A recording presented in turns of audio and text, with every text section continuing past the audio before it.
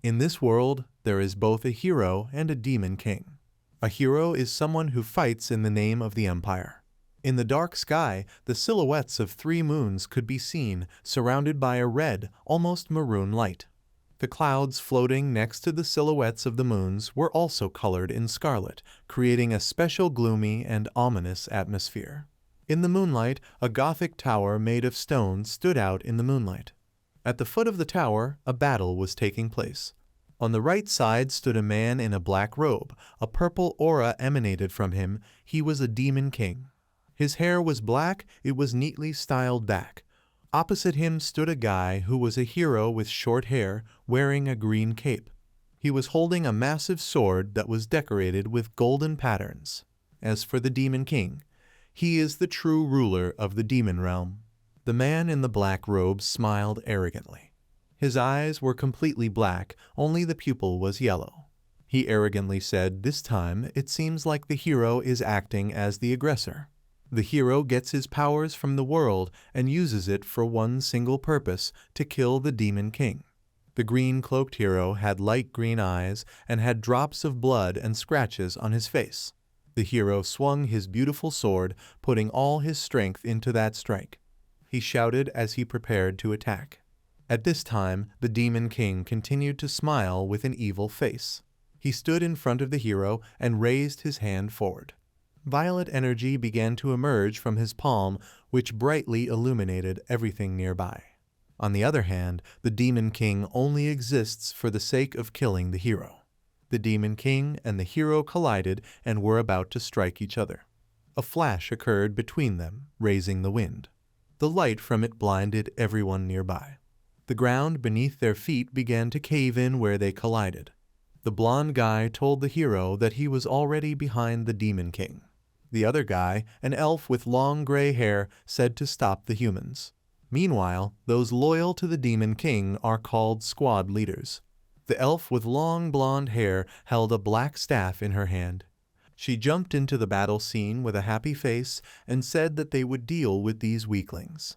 The elfess was wearing a black dress with white ruffles, black stockings, and leather boots with big heels. She had a bow on her head. She attacked the guy with red hair. He coughed up blood. 2 men stood next to him. They were both shocked and confused. The commanders of the Demon King's squads appeared in front of their eyes. There were several men standing in front. The first was a swarthy elf with long white hair and bright emerald eyes. Next to him stood a woman in a black and red translucent dress with burgundy hair and scarlet eyes. She held a fan in her hand. Below was an elven woman with blonde hair, and in front of her on one knee was a dark-skinned demon with horns on his forehead. He had blue hair and yellow eyes. He was very muscular, and his face looked stern and serious. In the background were human skulls, goat skulls, and ram skeletons. They were all adorned with various flowers, tiaras, and daimonic symbols. There are a total of 12 official squads, numbered from 1st to 12th. They are the brutal and powerful subordinates of the Demon King. All the squad leaders launched an attack. Some had excitement on their faces, some had indifference, and some had a serious battle face. All of them shouted that they would destroy them all. The dark-skinned demon struck with all his might with his sword. Dust rose up around him. An elven woman with blonde hair swung her staff, smiling and giggling. A purple magic circle appeared above her head. They say that no one can resist them, but even such demons have a hard time dealing with a hero. Suddenly, the hero struck the ground with his sword, causing yellow lightning and bright light. A strong wind blew from the place of impact. A girl wearing a brown cape with a hood on her head said that it was the hero's power. However, there was someone who had already killed a hero once before. It was the commander of the Zero Squad, the Demon Eret. Once upon a time, near the same tower where the battle was currently taking place, the Demon Eret was able to defeat the hero. Eret looked up at the dark purple sky and stood over the hero's breathless body as he bled out. Eret's essence as the Demon King's Joker was already well known. He is, on top of everything else, the talent that is most valued by the Demon King. He had porcelain light skin, white hair, and bright red eyes. A resignation document landed on the Demon King's desk. He sat at his desk, holding a writing quill in his hands. The Demon King looked at the document with an uncomprehending face. Eret stood in front of him in his black uniform with red details. He calmly told his boss that he would like to quit. His eyes were slightly covered by white fluffy lashes. For the first time, the Demon King was silent, trying to digest the information he had just heard, his mouth slightly open, as if he were about to say something. But suddenly, he slammed his pen fist on the table so hard that the ink leaked out of the pen and the top came off. He irritably asked what Eret had just said. The Demon King stood up from behind the desk and slapped both palms of his hands on the desk so that all the papers lying there scattered all over the office. One piece of paper even flew right into Eret's face. The Demon King was very angry. He looked at Eret with his eyebrows furrowed and asked how dare he try to throw him. Eret removed the paper from his face and held it in his left hand. At this time, the Demon King threw himself at his feet and wrapped his arms around them. He said pitifully that he would never let him go. Then he raised his head and looked at the white-haired guy's face and said that he didn't really want Eret to do this and asked why he was suddenly acting this way. Eret calmly looked away and didn't answer anything. The office of the Demon King was gorgeous, a golden chandelier with candles hung from the ceiling, the floor was made of expensive tiles, and all the furniture was made of ebony with golden ornaments. The boss stood in front of the guy and asked if there was anything he didn't like about the Demon King's castle. Maybe the subordinates weren't showing him the proper respect. He even asked if he was being discriminated against because Eret was actually human. The Demon King furrowed his brows, a drop of sweat rolling down his face from the tension. He thought about how the demon Eret was someone whose strength could not be challenged despite being human. He remembered him at the moment of the battle when Eret was dressed in a dark cloak and hooded. He held a sharp dagger in his hand, and there were blood splatters everywhere. He possessed a staggering strength that could not be obtained even with heavy training. Eret was an object of universal reverence and respect. He was the strongest card in the hands of the Demon King. But who would have the courage to interfere with him? Eret's face always looked very calm and cold. His gaze always seemed aloof. The silhouette of the guy with the dagger in the haze looked threatening and dangerous. The Demon King was distracted from his thoughts by Eret. He said with a nonchalant face that his subordinates were not guilty of anything. The Demon King looked at him tiredly with his eyebrows lowered and asked what was the matter then. He couldn't tell from the expression on Eret's face what he was thinking. The boss wanted to tell him already what his silence about the reasons would cost him, but he was abruptly interrupted by the guy and asked if the Demon King would kill him. His face continued to look cold and aloof. He only tilted his head slightly, but not a single muscle on his face trembled. The Demon King was taken aback, for he wanted to speak about the consequences not for him, but for his subordinates. With a confused and surprised face, he loudly interrogated what Eret was talking about. The boss grabbed the guy by his shoulders and worriedly said that there was no way he would have killed him and only wanted to know the reasons for firing him. He frustratedly asked why Eret was saying such things when he knew how much he appreciated him. Eret was slightly surprised and rolled his eyes and opened his mouth. The Demon King started shaking him by his shoulders and asked if it was because he hadn't sent him to the border recently. He asked if he was doing so because his body was raring to fight, and then finally added that there was nothing he could do about it and Eret should understand that. The guy's face became calm and cold again. He said that wasn't the case at all. The Demon King tried to say something else about his current state, but Eret interrupted him and loudly asked him to calm down. The Demon King abruptly stopped talking and looked worriedly at his ward. A drop of scarlet blood fell onto the tiled floor. The Demon King frightenedly said that Eret's nose was bleeding again. Eret himself turned pale and covered his face with his hand. All the blood from his nose began to soak into the guy's white glove. He awkwardly apologized for staining the floor of the boss's office. The Demon King became agitated. He raised his eyebrows and clenched his teeth, trying to utter something in a trembling voice. After a moment, he shouted orders to bring in the Zero Squad commander's medic. He rudely asked what the medic was even doing when his commander was in such a state. His shout could be heard even from outside. Outside the window was a purple sky that was turning crimson towards the bottom. There were already bright stars visible in the sky that illuminated the surroundings near the castle. Eret sat down on a red couch. The fabric on it was intricately patterned, and the trim was made of gold. A doctor with long gray hair that was tied into a high ponytail sat down on the floor next to him. He placed his bag of supplies next to him. The Demon King anxiously walked from corner to corner, excitedly covering his mouth with his palm. The doctor brought his palm to Eret's wrist, checking his pulse and general condition. A white bright flash appeared between their hands. The boy's face looked the same as always. He was unperturbed, calm, and silent. The boss sat down on the couch and tensely asked what his condition was. He looked terribly agitated. The Zero Squad doctor's name was Ben. He had long pointed ears and was an elf. Ben wore glasses with thin metal frames. He had light blue eyes that resembled ice, and his jaw showed blue, translucent scales. He said that, as they could guess, it was the aftermath of the battle. The doctor began to speak about the wound Eret had received during the battle against the hero, but he was abruptly interrupted by the Demon King. He put his hand on his knee, hunched over slightly, and looked at the doctor angrily.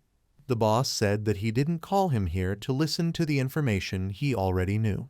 He had ordered him to find a way to cure Eret in the shortest possible time. The atmosphere around him looked threatening. The Demon King furrowed his brows and narrowed his eyes, telling the doctor that he himself knew what awaited him if he failed. Ben stood up and put the bag on his shoulder.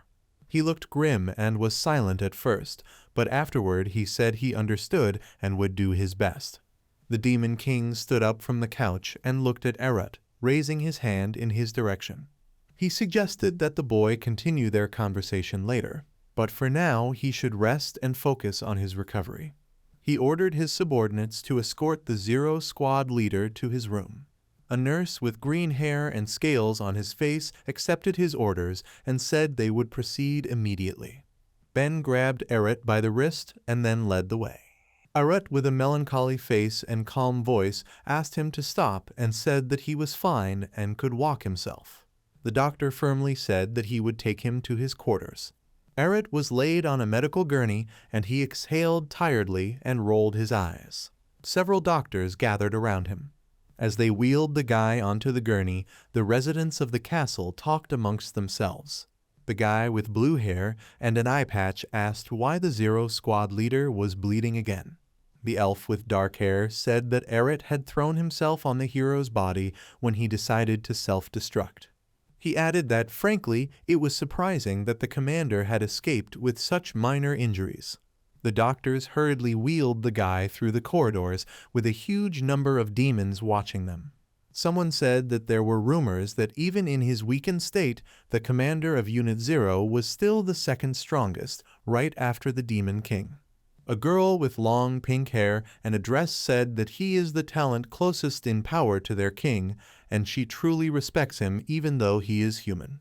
The demon with red skin and small horns on his head replied to her that it was a great blessing to have him with them. Someone said that as expected of a Zero Squad commander, he gave himself completely. The voices of the residents began to grow distant until they could no longer be heard at all. Eret thought to himself that he had screwed up. All he wanted to do was leave and start a happy life, but they keep saying whatever they want. He envisioned a happy life where he would sit quietly in a chair and knit a scarf while drinking tea, would lie in bed all day and sleep as much as he wanted, would drink champagne with a happy face. The doctors swung open the door to Eret's room, the draft making the heavy curtains begin to ripple. Ben ordered everyone to hurry up and said that Eret was here. The doors closed. Eret asked himself mentally if he had killed the hero and if he was strong. He was moved to the bed. An elven woman approached the boy who had stitches in his neck. He asked if anything hurt and said his pulse had come back to normal. Someone ordered that Eret be given a wet towel now, for he had a fever. The boy covered his eyes and Ben placed a white towel on his head. Eret mentally told them to stop all this nonsense. All the doctors and subjects gathered around the guy's bed. They bowed their heads in farewell and respect and asked him to rest. The guy's bed looked amazing, as did the whole room. The walls were made of stone with beautiful finishes, a gilded chandelier with candles hung from the ceiling. The bed and the curtains around it were made of thick blue fabric, and the headboard was decorated with wood patterns.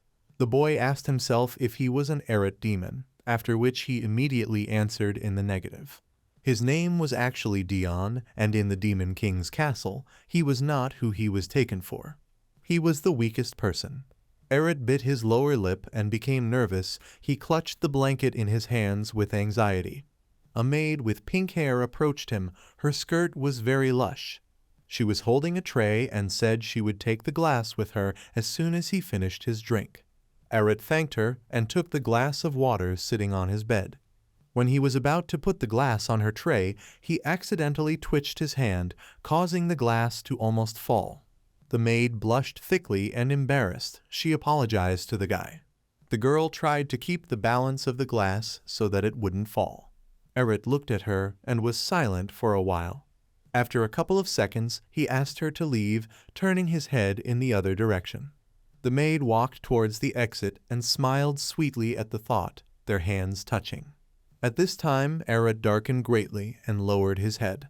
He smiled disappointedly, and after the girl walked out, he said that she apparently hated him, and it even hurt him that she wanted her hands to touch her. He added that in comparison, the Demon King was very concerned about him, but his concern was excessive. When Eret would leave his room for a while, he would come up to him and ask why he was hanging around the hallway when he hadn't fully recovered yet. He added that he even told his subordinates to keep an eye on him. On one occasion, Eret was having dinner while wearing a white handkerchief around his neck to avoid getting dirty. At that moment, his boss came up to him and asked him how he was even going to regain his strength when he only ate what was on the guy's plate. 3 dishes were brought into the dining room. One of them was a huge roasted turkey. The Demon King ordered him to eat it all, and Eret, with a perplexed face, answered him that it was too much for him. His head was already splitting from the Demon King, always trying to control him like a child. His restlessness was really boring the guy. He was the only human in this demon kingdom, born with the weakest body that suffered from the slightest stress. Eret sprawled out on the bed and exhaled tiredly. He said that it must be that the demons in this realm take everything to extremes.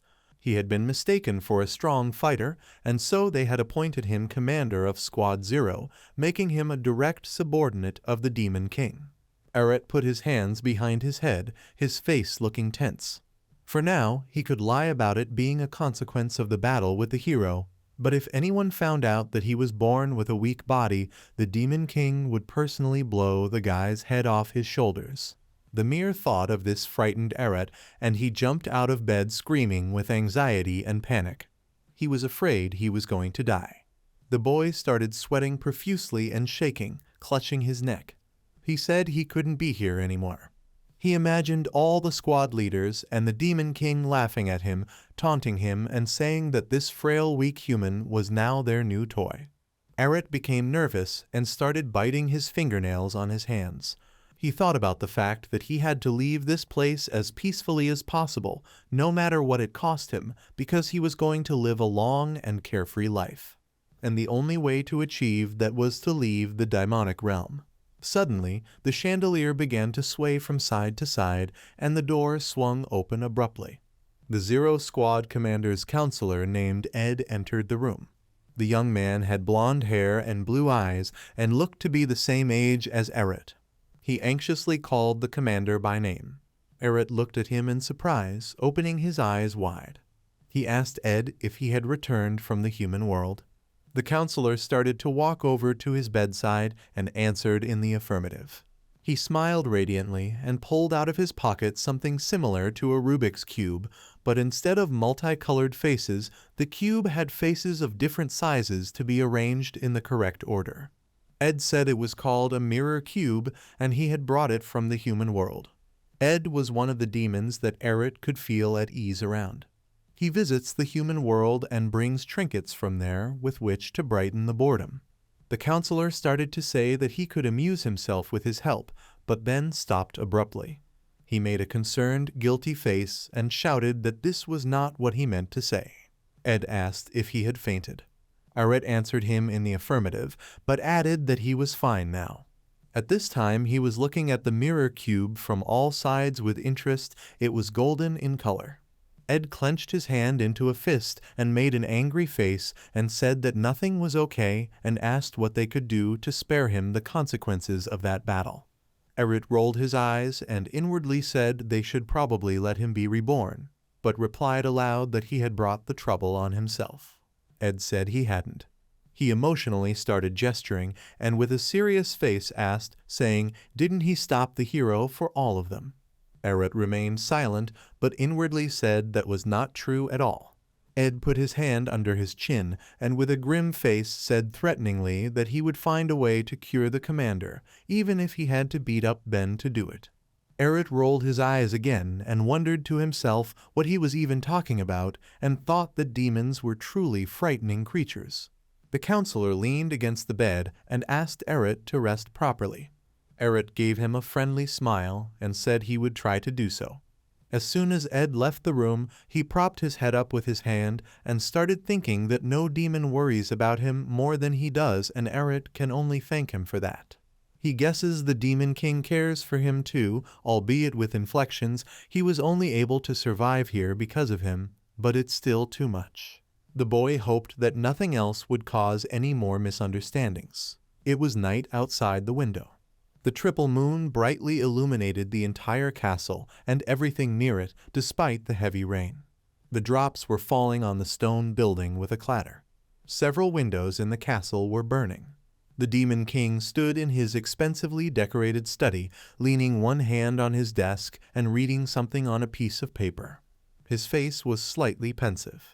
He said that he had many questions about this resignation letter and the expression on Eret's face from which one could not understand the course of his thoughts. The boss covered his eyes and smirked. He said that Eret's actions could not be predicted from the very first time they met. The Demon King remembered how Eret stood in front of the unconscious hero's body surrounded by ashes and smoke. The hero's body was leaning against Eret. He was at this time looking at him melancholy and calmly. Someone in the crowd asked if he had just killed the hero. He was answered that it looked like he had. Behind Eret's back 2 girls were talking about him. The girl with blonde hair said that he had not only killed, but protected them from the hero's wave of self-destruction. The girl with purple hair asked how he was still standing on his feet after taking such a beating. The Demon King grinned and thought that the Empire had sent a pretty interesting guy.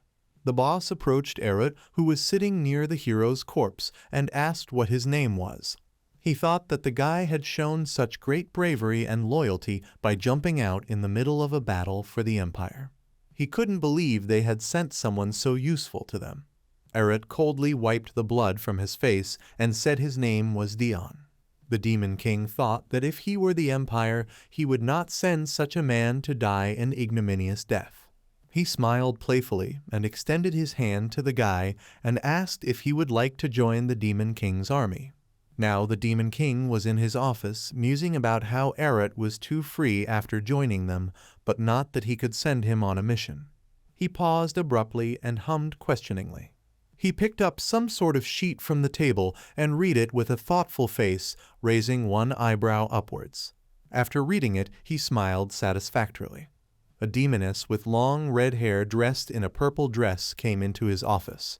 The Demon King said that he was announcing a gathering of all the squad leaders and ordered everyone to assemble immediately. The girl accepted the order. The boss smiled evilly as he read what was written on the sheet and said that Eret should be satisfied with it. Eret at this time sat in his room, covered himself with a blanket. After some time he came out of his room. He felt extremely upset. He was met in the hallway by one of his subordinates who greeted him. He was wearing a uniform and had his hands behind his back. Eret was very displeased and his face even looked angry. He walked to the office with a firm gait. He was thinking about the fact that he had lost the chance to get the rest he wanted because he had been summoned by the Demon King and he had asked him to rest, but now he was suddenly organizing a meeting of commanders for some reason. Eret wondered if all the living squad commanders would gather there. He became nervous and bit his lower lip, frowning his eyebrows. He couldn't believe that he was going to face all the commanders when even ordinary demons scared him. He thought the Demon King wanted him dead. In the hallway, someone asked if the guy was feeling better. Someone answered him that Eret seemed to be in a rage because of the sudden challenge. Eret changed his frightened face to his usual cold and emotionless face. He needed to calm down. He thought it was best not to be conflicted, because if there was a fight, he couldn't win. The boy covered his eyes and exhaled. In the hallway, a demoness with dark purple skin and blonde hair asked if the guy passing by was a rumor man and added that this was the first time she was seeing him in person. Another demon with gray skin and a scar over his right. I stood next to her. He looked at the girl in surprise. The guy put a hand on her shoulder and asked with a boastful smile why she still couldn't remember his name. He haughtily said that he was at the moment when he killed the hero, and when the Demon King asked his name, he replied indifferently that his name was the demon Eret. He imagined Eret turning to him and saying this. The impressed demon said that now the girl would not be able to forget the commander's name. She covered her mouth with her hand in surprise and said it was the most demonic name she had ever heard. Eret looked at the demon irritably and mentally replied that he had introduced himself as Dion then. This caused the demon to cower and take a step back. He whispered to the demoness to be careful, for Eret was in a bad mood, he thought.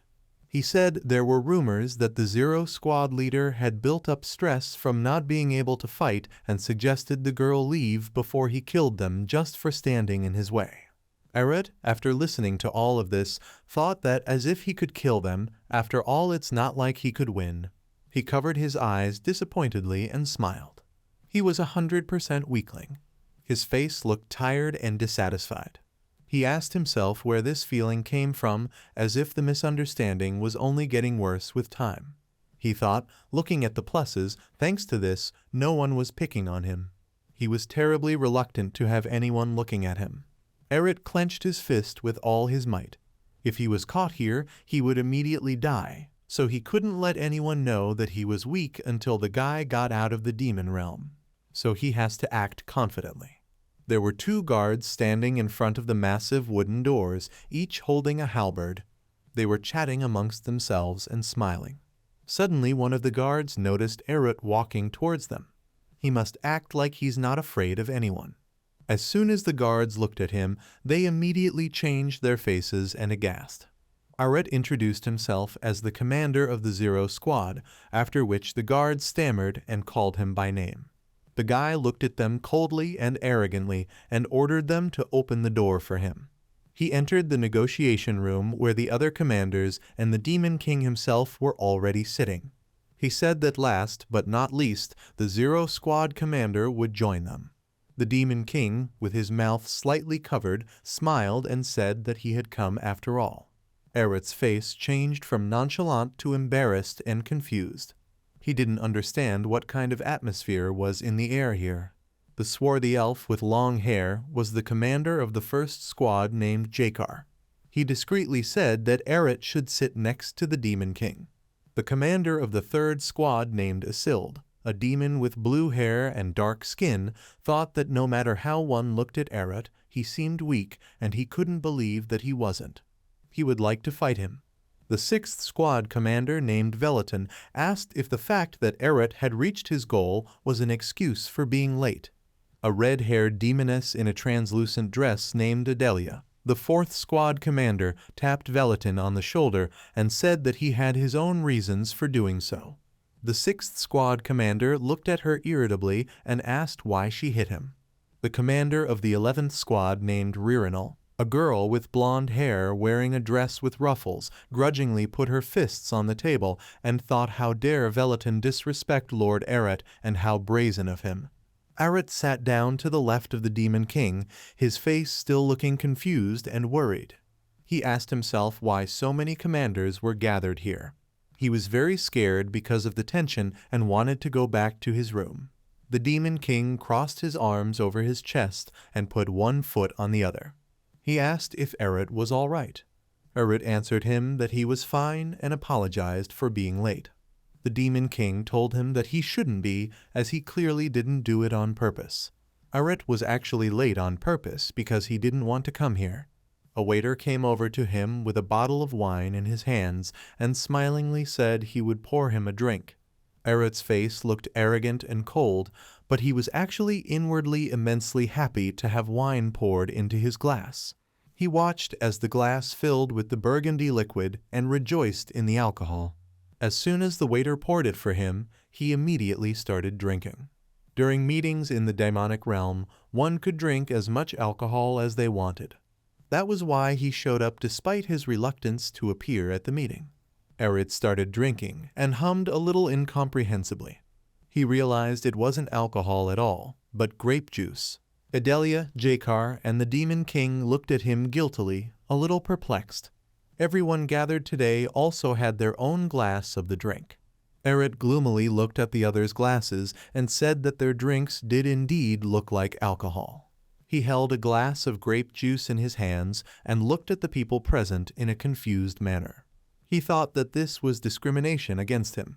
The Demon King guiltily exhaled and said with an embarrassed expression that he was the one who ordered the juice to be poured for him because Eret wouldn't have been able to stop drinking alcohol otherwise.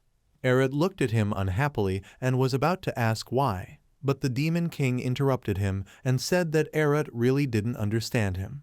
Eret thought again that this was discrimination against people. Suddenly, it was as if he was struck by an electric shock, his face even more anxious.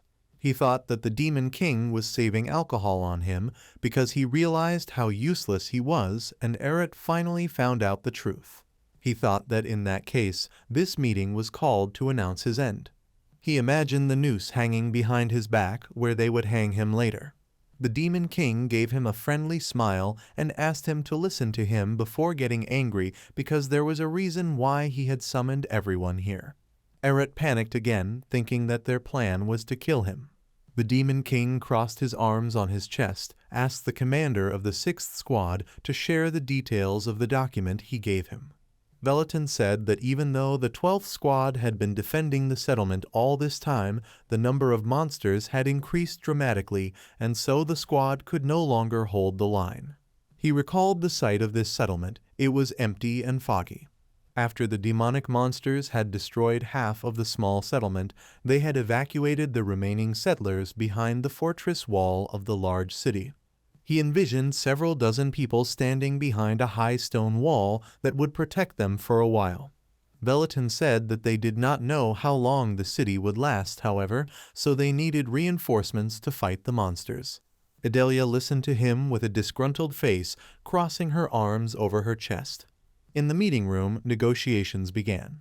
Someone asked where the commander of the 9th Squad was, and if he had been killed. Someone mockingly asked in response how he could have been killed by ordinary demonic monsters. He was asked to watch his words, for even they could become a formidable opponent if they attacked together. He was asked if they were only failed creatures. Eret looked at them detachedly and listened to the discussion. He thought they were making such a fuss, though he could understand their surprise. Demonic monsters.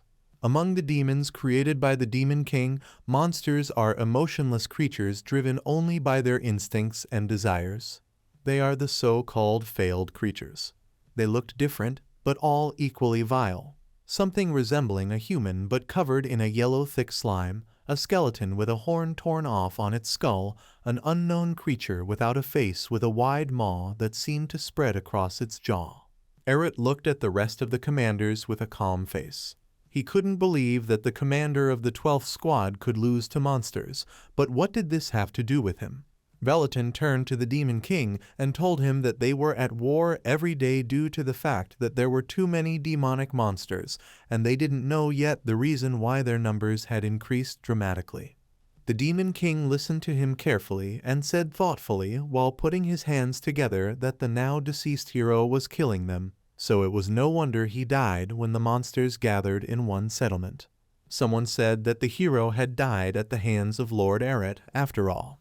Eret lowered his head guiltily, not knowing what to say. There was an oppressive atmosphere in the hall that was uncomfortable to be in. The guy's face began to look nervous and confused. He tightened his lips and clenched his teeth. He thought that this was it, and the squad leaders with the Demon King intended to kill him under this pretext. But above all, Eret did not kill the hero. And more importantly, wasn't it the Demon King himself who tried to kill him? If anyone was to be blamed, it was him. Eret became even more nervous, his face looking grotesquely angry and annoyed. He looked pleadingly at the Demon King in panic, hoping that he would at least say something in his defense now. The Demon King noticed his gaze and looked back at him understandingly. He realized that those eyes were trying to communicate something to him. He smiled, after which he put his hands together and with a confident expression told Eret not to worry, for the Zero Squad would go to the spot as reinforcements. Eret's face finally started to look shocked. He opened his mouth and eyes wide, his pupils narrowed and his eyebrows lowered. He didn't understand what the boss was even talking about. At this time, the Demon King was smiling radiantly, as if asking if he had done well. He ordered the guy to go there and relieve his stress. He thought he knew that was how he knew Eret wanted to get there, but he actually did the exact opposite. At this time, Eret was stressed out and didn't know what he should do next. Velatin looked at his boss a little worriedly and thought that the Demon King was talking as if he was sending him on a routine round of the neighborhood. He shifted his gaze to Eret and assumed that the Demon King believed that the Zero Squad commander would be able to do what the 12th Squad commander couldn't. He asked himself how strong the guy was that he had earned such trust from the king. Eret looked sullenly at the Demon King and said that his body wasn't in the best shape right now. In his mind, he begged him not to let him go and hoped he would tell him not to go there. Asild asked Jakar Mal, does Eret really not want to go there? The guy at this time looked very depressed and gloomy. Jakar lowered his somewhat sad and pensive gaze and calmly said that it might seem as if he was looking for an excuse not to go after hearing the report, but he was probably just suppressing the fierce desire to go there, calmly assessing the state of his body. At this time, Eret was sitting on his chair, lowering his head and placing his clenched fists on his lap. He looked gloomier than ever. Asild expressed surprise, looking at his colleague, who at this time with his eyes covered thought that although he still didn't trust the guy, but his behavior was worthy of a great commander. Asild gave a friendly smile to Eret and mentally asked himself silently, is he not only strong but also capable of making informed decisions? His desire to fight him grew even stronger. Jakar looked at the boy a little tiredly, crossing his arms over his chest. Eret felt uncomfortable. The Demon King smiled kindly and thoughtfully asked him not to overstretch him, just to take command over his squad and relieve the stress in that settlement. He said that it wouldn't be difficult for him and queried about it just in case. Eret looked at him from under his fluffy snow-white lashes and mentally replied that it would be difficult for him and there was no way he would go for it, and he really meant to say that, but he probably didn't have a say in the matter. The squad leaders and the Demon King were all smiling at him and waiting for a positive answer from the guy, making him feel pressured. He had made up his mind. The guy clenched his fists even harder and closed his eyes and said that in that case he would go. His face became scared and embarrassed in an instant. It didn't matter to him if the Demon King would allow it. He had definitely decided to escape from this cursed demon realm. The red triple moon colored the sky with purple colors. A two-horse carriage was traveling along the forest path among the trees and rocks. The chariot was accompanied by several men on horseback in front and behind. Eret sat inside the carriage, and it was as if his soul flew out of him. He exhaled loudly and thought about the fact that this day had finally arrived, and since he was trying to escape, the fateful day had only gotten closer. Before that, he was approached by the Demon King, who looked at Eret with a doting look. He said that he was already packing and asked if he was so eager to go and apologized for sending him off so late. At this time Erut was packing his luggage for his escape and putting his clothes there. He replied to the Demon King that he wanted to go so badly. His face looked confused and worried. Erut rolled his eyes, remembering it all. He exhaled tiredly and thought that it wasn't like he could tell the king that he was going to escape to the Empire, though even in the Empire he would have a hard time. After all, there was the mad emperor who had sent him to the Demon King, and a brother who hated him to death. The emperor had yellow eyes and medium-length blonde hair, and was wearing a fur cape. The brother had green eyes and long brown hair tied in a bundle. He was wearing a brown cape and was holding onto the cross of a sword resting on the ground. He considered meeting them, as he thought was still far better than facing imminent death from the paws of monsters. Erut rubbed his forehead with the palm of his hand and looked out the curtained window. He said it was better to think in a positive way. The boy opened the curtain and looked at Ed riding nearby on horseback. Erut had heard that the Zero Squad, like Ed, knew their stuff, so he could just fall back on playing his part, and they would take care of the rest.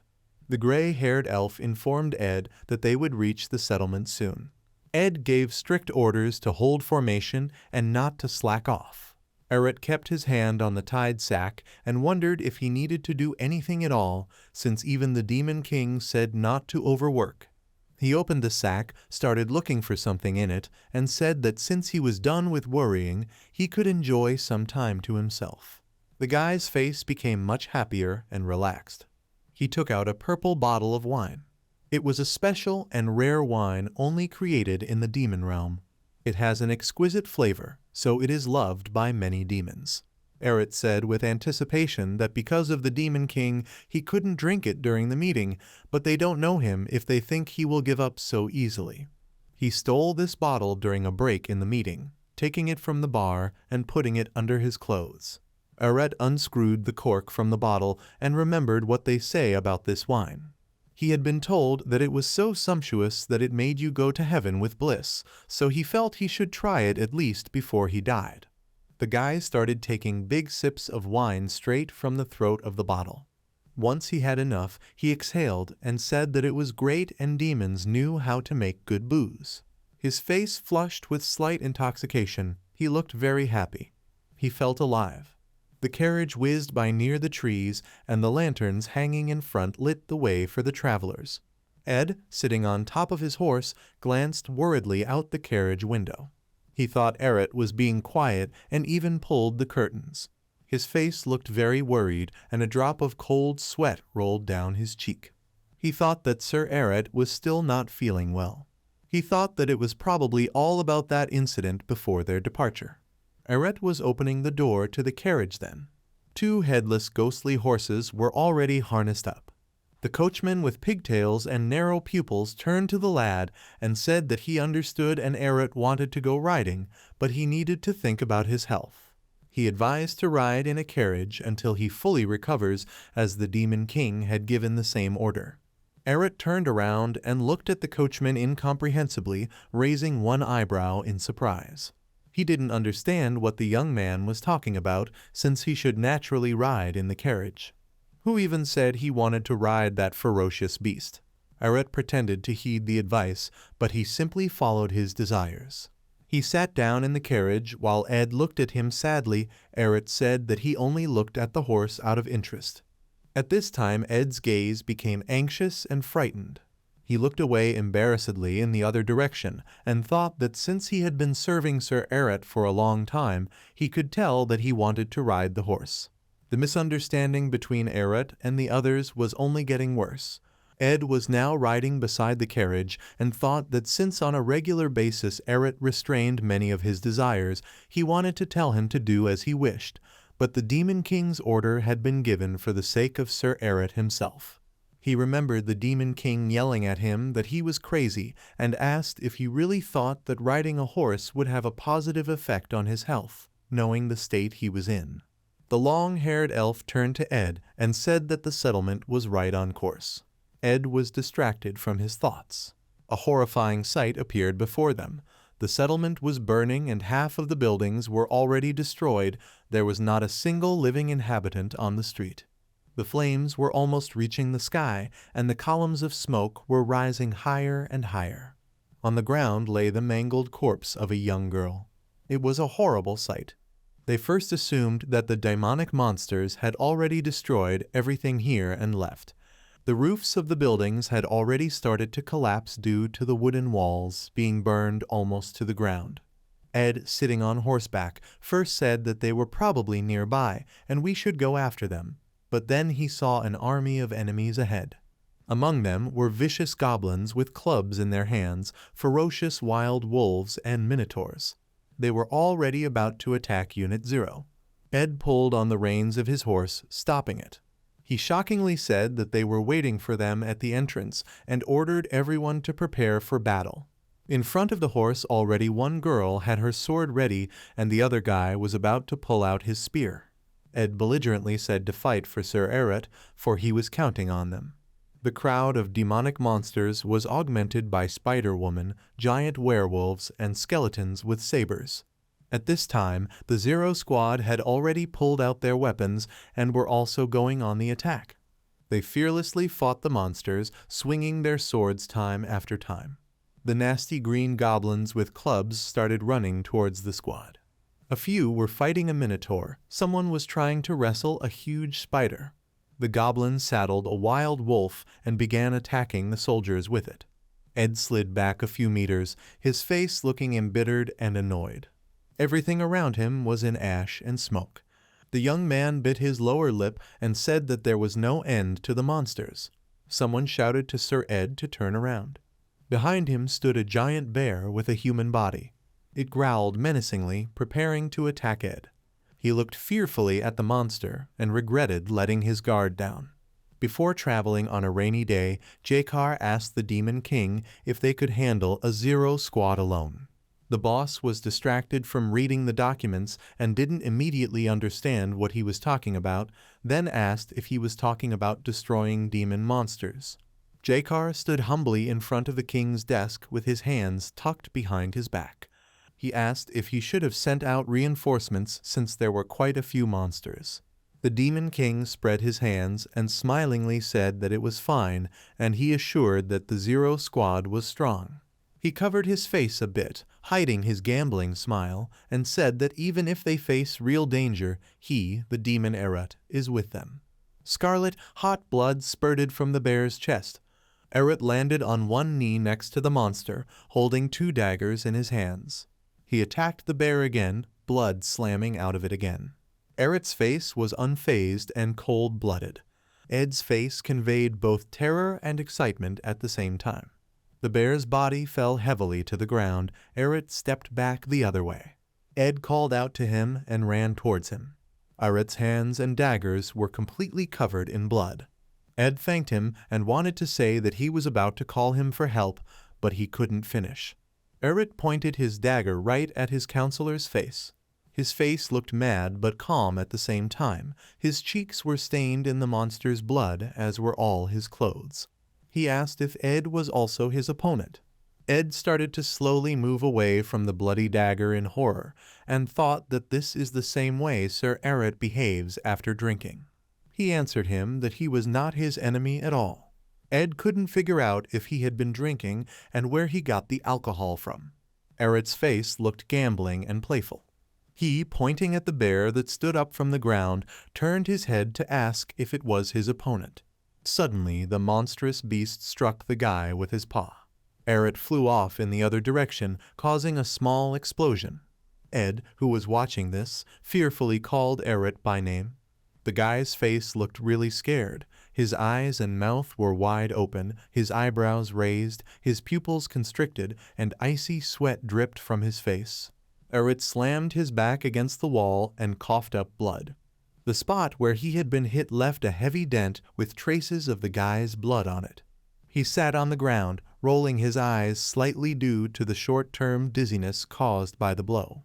He immediately came to his senses and said that he now realized for sure that this bear was his enemy. Eret snapped out of his seat and ran towards the demonic monster. He stabbed it several times with his daggers, leaving deep wounds on it. He told himself to be consumed by madness.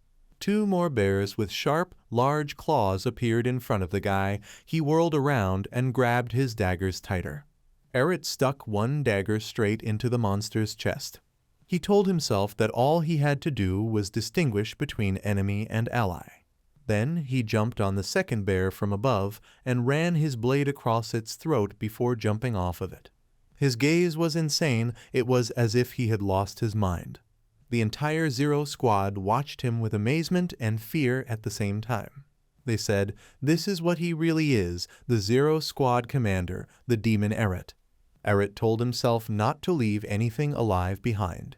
He kicked the monster's body with his foot, causing it to fall to the ground. He said it was now his turn to die. He looked truly terrifying amidst the tongues of flame, being covered head to toe in blood. He said that even if his opponent appeared to be dead, he would not stop inflicting mutilation. Eret, with a maddened smile, struck the monster's body with his dagger time after time. Blood splattered around, staining the ground a dark red hue. He needed to instill fear in his enemies. That was how he was able to survive in this world with such a weak body. The werewolves and spider-wolves watched his brutal massacre. Eret continued to attack the already dead monster to the last, smiling and laughing. After some time in the Empire, someone came to see the Emperor. They were talking just about the Zero Squad commander. The Emperor sat on a gilded throne. The throne room looked truly magical. Down on one knee was his subject, clad in a brown cloak, his face barely visible. He said that a warrior sent to scout the demon realm had reported that the Zero Squad commander had been involved in this beating and was rumored to be incredibly strong and brutal. He added that he had heard that this was the Demon King's most prized talent. The emperor named Eduardo was dressed in a ceremonial uniform with a fur cape and brooch. He had bright yellow eyes and blonde hair. He said that those words made him miss someone. Then he smiled and added that if this was how they wanted to get out of the demon realm, the empire should also prepare. Emperor Eduardo said that he already had the perfect candidate and asked what the subject thought about it. The fellow raised his head in surprise and looked directly at the emperor. Eduardo smiled slyly and said that he was giving him a special opportunity to get the achievement. The subject respectfully bowed his head and said he would accept any order from him. The emperor held out his palm to him and asked why he would not then become that talent. 8 years' war. For the glory of the empire, this place was drenched in blood. The sky was colored a bloody red with touches of brown and black. Bloody swords and sabers lay on the battlefield, and vultures flew in the sky. The vanguard had fallen a noble sacrifice on the front lines. Eret coldly pulled his dagger from the enemy's body. Eret cruelly said that they were just the meat shield of the empire, not noble victims. It was simply hell.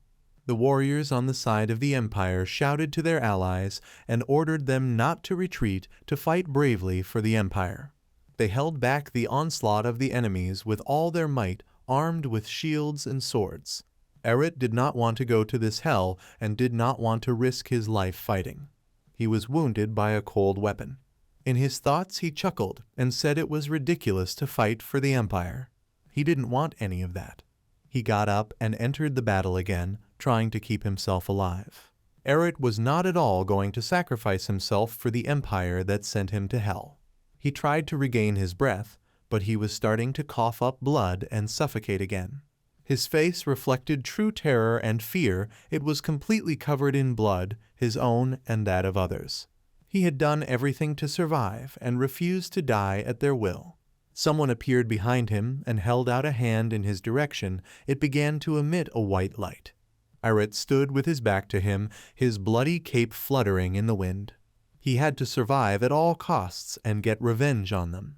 Eret turned around emotionlessly and saw that the hooded man standing behind him was him. The unknown hooded man grabbed Eret's wrist and looked him in the eyes, smiling. Suddenly Eret abruptly opened his eyes and screamed. He woke up in a cold sweat, all scared and pale. It was all a dream he had had, but he could no longer remember what the dream was about. He could only know that it was about something important. Eret was breathing frequently and intermittently, his hand resting on the blanket near his chest. He started to get out of bed, rubbing his head. The guy incomprehensibly started to look around and wondered where he was and if he was in his room. Someone asked if he was awake. Eret somewhat sleepily and confused identified Ben and Ed. Ed had his neck bandaged and a band-aid on his cheek. Tears were rolling down his face, and he cried bitterly that Eret had slept for a full 24 hours. Ben sternly said that they had managed to heal him while he slept, but would he know how shocked they were to see him come back covered in blood? Eret still didn't understand what was going on. He wondered what they were talking about, how he got back here, and what about the mission. He looked at the blue chair beside his bed. A tall white vase stood beside it, and a fireplace was burning. Ed, with a slightly guilty face, answered him that the destruction of the demonic monsters was successful. The monsters had scattered in fear, and they had returned to the Demon King's castle after Eret collapsed in a faint. Ed bowed and squeezed his eyes shut. He apologized and said that things could have been different if he had been a little stronger. Eret rolled his eyes in shock and asked if the mission was really over and in what sense he fainted. Ben sat down on the couch and said that Eret seemed to have short-term memory loss, and apparently the injury was serious. Eret continued to stare at him in silence, not understanding anything. Ben said he was hit by a demonic monster, but he immediately jumped up so they didn't think anything bad. Eret mentally wondered what the hell he was even talking about. It hit him for a second when Ben said about memory loss. He stared into the void with his mouth ajar for a while, but then he abruptly covered his thickly flushed face with his palm and began to remember everything that had happened before the battle, during it, and after. He remembered how he had emptied the bottle of special demonic wine in one fell swoop, how he had attacked the bear and the bear had hit him back, knocking him back against the wall where he had bled to death. He didn't understand what all these memories meant. Eret sat on his bed, leaning over and biting his nails from the stress. He covered his mouth again with the palm of his hand in shame, his face turning even paler. He thought he'd gotten drunk and started to get debauched, and he'd ended up passing out not because of his wound, but because he'd had too much to drink. Ben came over to him on the bed and smiled radiantly. He said that he had heard that Zero Squad had completed their mission without a single casualty, and there were so many demonic monsters. Unbelievable. Eret embarrassedly tried to sit back down and replied to the doctor that he hadn't really done anything. The doctor said that he was also so modest. Eret gave up and stopped asking him, remaining in complete shock at the information he had just had dumped on him. Eret thought that he really hadn't done anything and figured that Ed and Squad Zero had handled everything. He guiltily and embarrassedly apologized to Ed and said that he had butted in and caused nothing but trouble for them. Ed didn't understand what he meant, for he clearly remembered how the commander had saved him from an angry bear that almost killed him. He blushed a little and smiled good-naturedly. He said not at all, and Sir Eret was simply incredible on the battlefield. He said inspiringly that Eret had personally defeated countless demonic monsters on the front lines, and that he was the very epitome of a commander. The doctor calmly said that despite his merits, Eret had overestimated himself and his capabilities. They knew of his strength, but right now his body was weakened due to the effects of the battle with the hero. Ed nodded vigorously in agreement. Eret covered his face so that he couldn't be seen by Ben and Ed.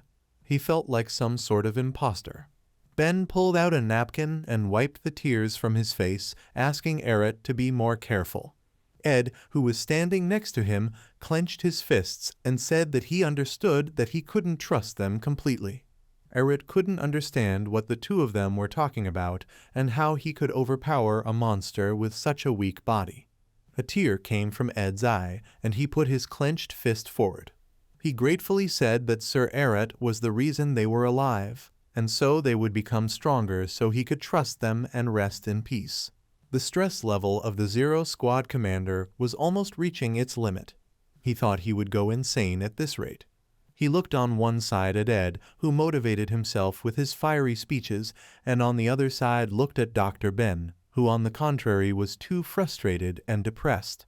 Eret felt a terrible pressure because of them. He didn't understand what they were talking about, but he claimed that he didn't have such powers and abilities. He was beginning to think that he didn't care and didn't want to know anything, and only wanted to get out of here as soon as possible. The fourth squad leader Adelia and the third squad leader Asild entered Eret's room. Adelia said worriedly that they had heard the news that he was finally awake. She was interrupted by Asild, asking her to be quiet as Squad Zero's commander was still recovering. She said resentfully that he was much louder than her and asked why he followed her and if he really wanted her to play with him. Asild ordered her not to play dumb and told her he had come to show deference to the Zero Squad commander. The weakened Eret stared at them shocked, watching the scene they had made. The Ben doctor coughed naively to interrupt them and let them know that this was not the time or place to be confrontational. Eret didn't understand why they had even come to see him, and were they really that close that they were visiting him. Jakar, the commander of the first squad Jakar, went into the room. He said that Asild and Adelia are the same. Eret didn't realize when this was going to end already. Jakar started reprimanding the girl and the man, saying that if they came to visit him, let them greet him quietly and leave, because you could see that the commander was uncomfortable. They both felt ashamed and guilty for making a scene and abruptly fell silent. Asild immediately started apologizing to the guy, but he couldn't take it anymore. He wished he could kick them all out of his room and be alone. Eret thought about how he could get rid of them all. He exhaled tiredly, feeling irritated. The three commanders stood in a row. Asild thought that Eret is sensitive to noise due to the fact that he recently returned from a mission and he himself is acting too careless. Jakar said that he understood how Eret felt and asked them to refrain from fighting within the walls of the Demon King's castle so as not to kill each other. Eret asked with a puzzled face, "What do you mean, not to kill each other?" He thought that he couldn't kill anyone, it was ridiculous, and it would be a miracle to strike at least one blow already. He realized that if they found out how weak he was, they would show no mercy. Eret suddenly had an epiphany. That's right, mercy. He should teach them mercy for the sake of his own future. The commanders of the fourth and third squads looked at him questioningly. The guy realized that they might spare him even after learning how weak he was. He looked at them with a smirk. Asild bashfully apologized in case Eret was mad at them. The Zero Squad commander decided to lie and said he was indeed angry. He had to choose his words carefully. His voice trembled, but he must not show his emotions. All three commanders looked at him bashfully, not knowing what to even say to him. Eret said that there was no need to be violent just because he was angry, and yet it was still worth showing mercy sometimes. He said this with a serious face, raising his index finger up. He was saying that even when someone lies, when someone is weaker than them, they should learn to show mercy to their neighbor. He mentally begged them to understand his argument. Eret turned to them with a mad smile and decided that this should work, and they were bound to remember his lesson well and forgive him 100% later. But when he looked at the commanders, he saw very guilty and upset faces with shame. Asild and Adelia said in one voice that they would keep him in mind. Ben and Ed were shocked. Did it look from Eret like a sermon, even though he is only human? He tried to put it as nicely as possible so as not to intimidate them. Eret didn't even realize what kind of atmosphere was hovering in the room. Jakar coughed and thought that Eret was terrifying even as he forgave them. He said that news of the successful completion of the Zero Squad mission had reached him and added that he must have worked hard. Adelia smiled sweetly and told him that there was so much talk about him in the castle, and they said that he had killed half of all the monsters with his own hands. She looked as if nothing had happened in the last few minutes. Her words made Eret choked and coughed. They asked if he was okay, to which he replied that he was fine. He couldn't believe that there were such ridiculous rumors about him, as if he had actually killed half of the monsters. He shifted his gaze to Ed and mentally apologized to him. He thought that at this rate he would start taking credit for other people's accomplishments. Ed wasn't upset though. He had been smiling at Eret in a friendly and sweet manner the whole time. The boy didn't understand what kind of facial expression he had when his merits were attributed to his commander. Asild moved closer and said that he had also heard tales of the lad's heroism and had come to ask a favor. Arit was taken aback and interrogated him. He sensed that the conversation was taking some ominous direction. Outside the window, stars began to appear in the maroon sky.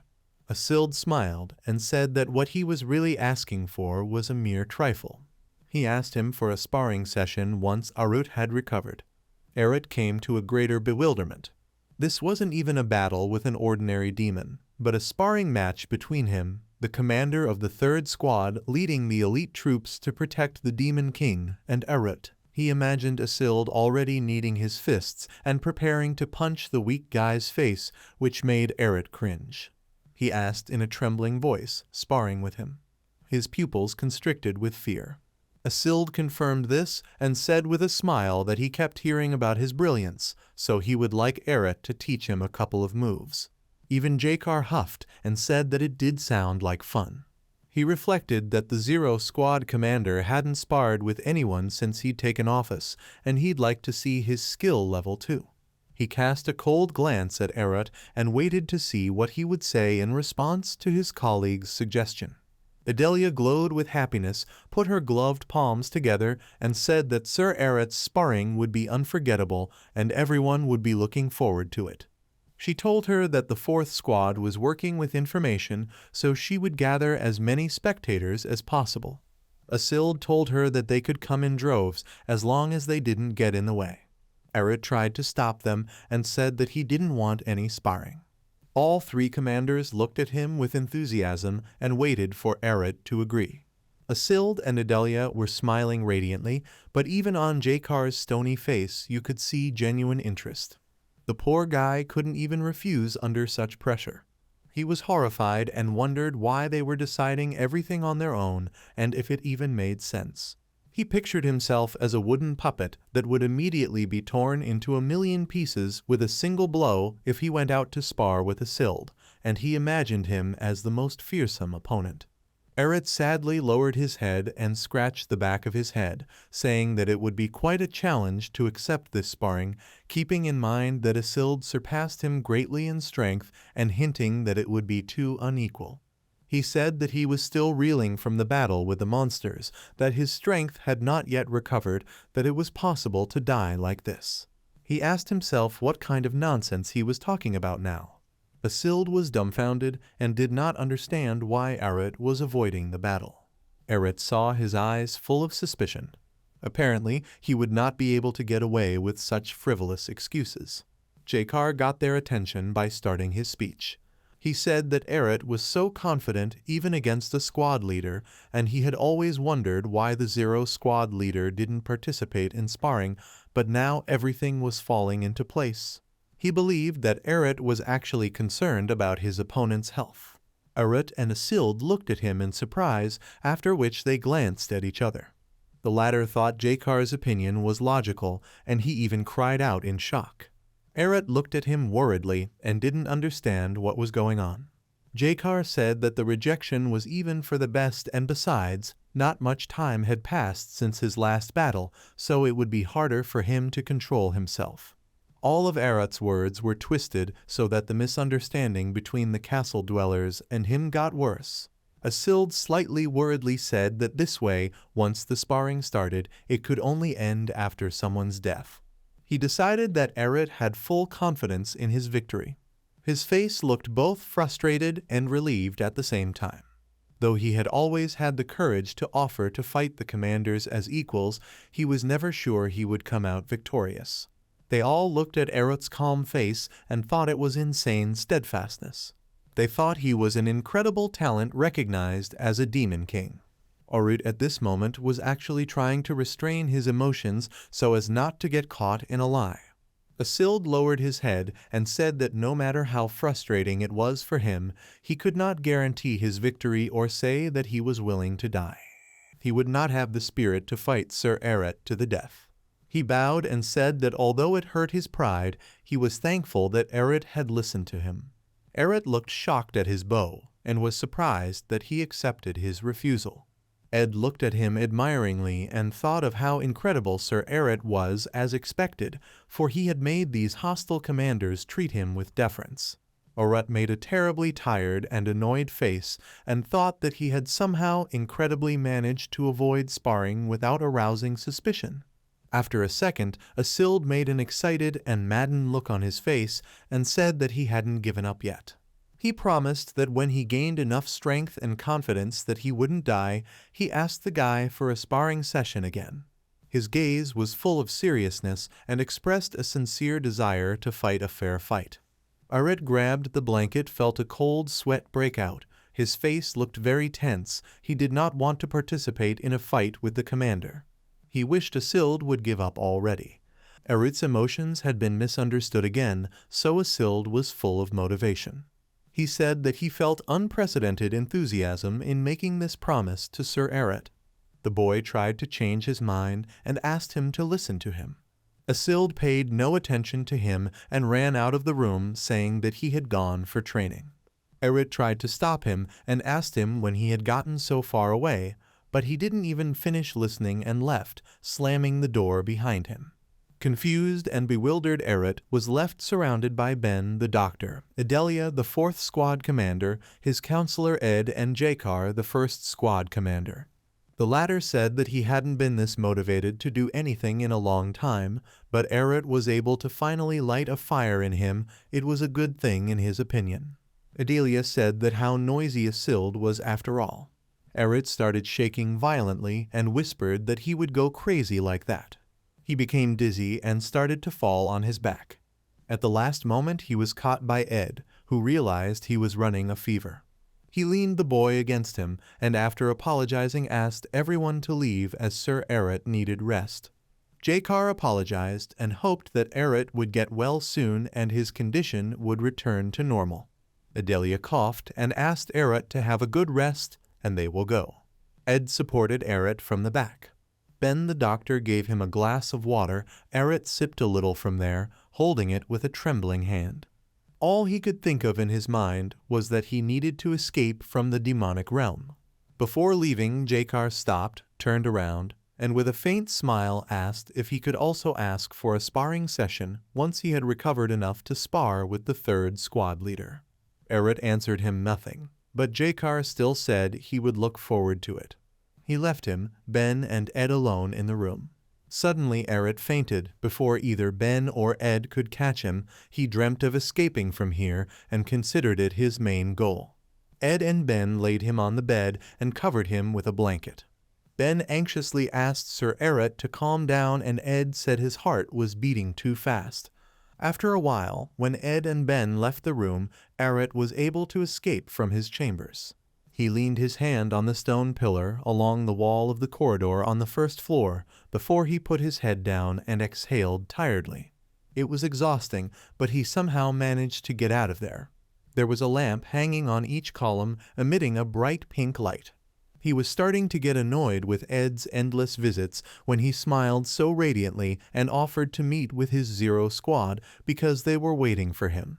He was also annoyed with Ben's doctor, who was always jotting down notes and telling him that if he kept sitting in his room, he wasn't going to get better, and if he wanted to get better and back to normal as soon as possible, he should add simple exercises to his daily routine.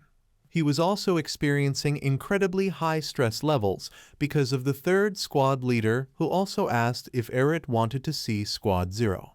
He said that he would train hard to fulfill his promise to him, and he asked Eret to wait for him.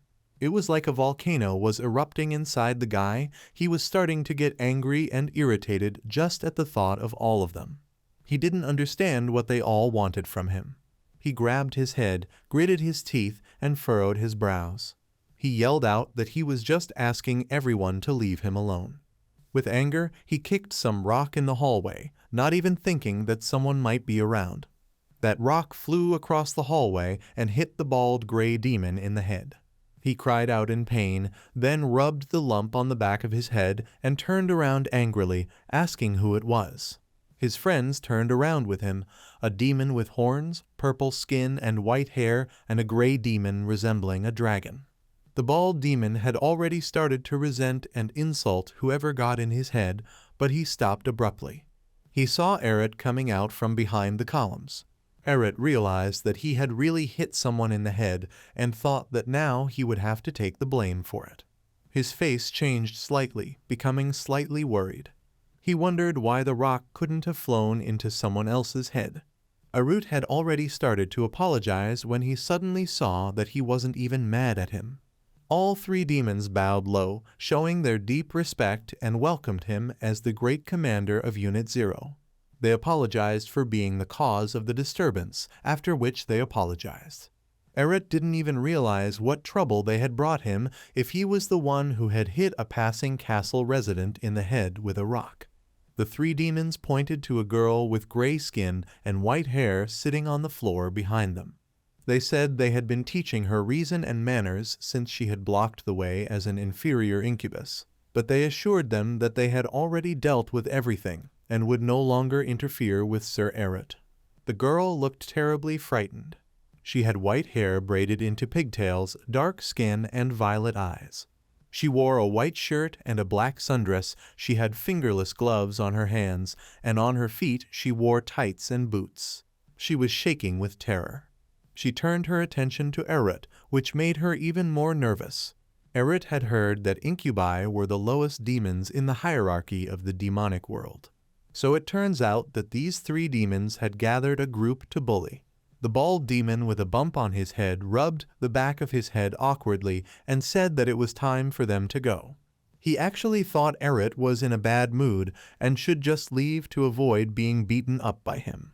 Eret stood over the incubus girl in the pink light of the chandelier.